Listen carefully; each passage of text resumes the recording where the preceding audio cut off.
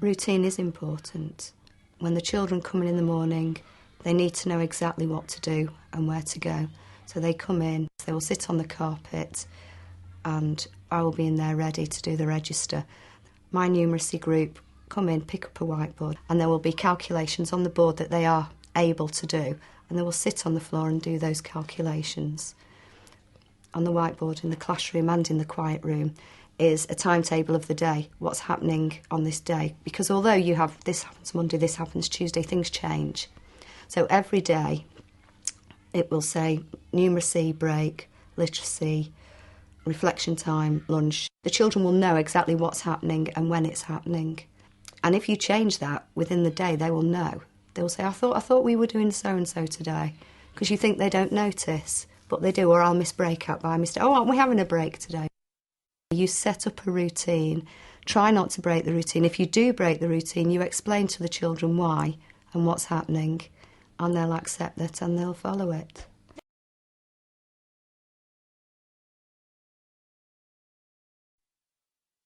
On the first day, I would set the class rules with the class by talking about what type of class we wanted to have. Do we want a happy class? Do we want a sad class?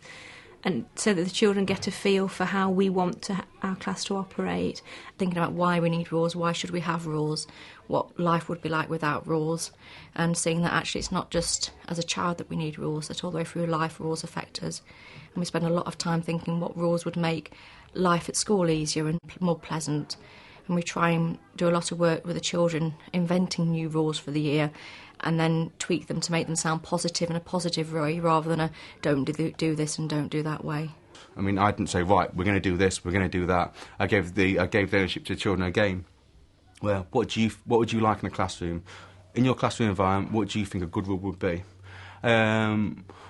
And they ran off quite a few different rules, and we discussed each one. We put them on the whiteboard, discussed each one individually, had a vote on it, and chose a list. I think it was about 7 different rules, which were laminated and put up on the wall in a nice big display saying these are our class rules.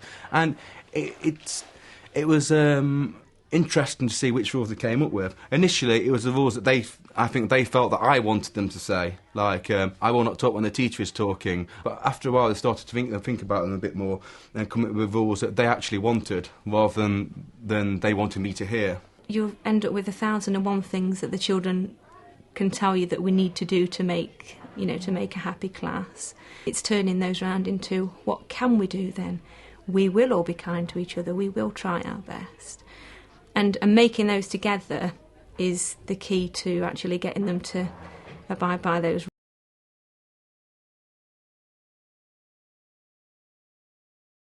Put your lid on your pen, please, Daniel. That's super duper. Well done, Isabel, that's beautiful. Can you put it down now, please? What the children need to know that each teacher in the school is firm, but they are fair and consistent. I think consistency is one of the most important things you can be when you're in front of a class. Last thing you want to do is to tell one child off for doing something wrong, and then one of the other children does it straight afterwards, and you say, well, it's okay, you can get away with it because you're usually good. You have to make sure that if you say one thing to one child, then you say exactly the same to the other. But giving children choices about the behaviour is also very important. That you say you're not imposing, this is what we do and this is how we do it. That if they're given a choice, you can either do this now or you can do it at playtime. And so you're steering them to what you want to do, but you're not imposing a choice from you that could create an issue with some children. So to give them a choice for them to think about, well, I don't want to stop in at playtime, so I'll do this now. Or if you behave like that, you know I will have to.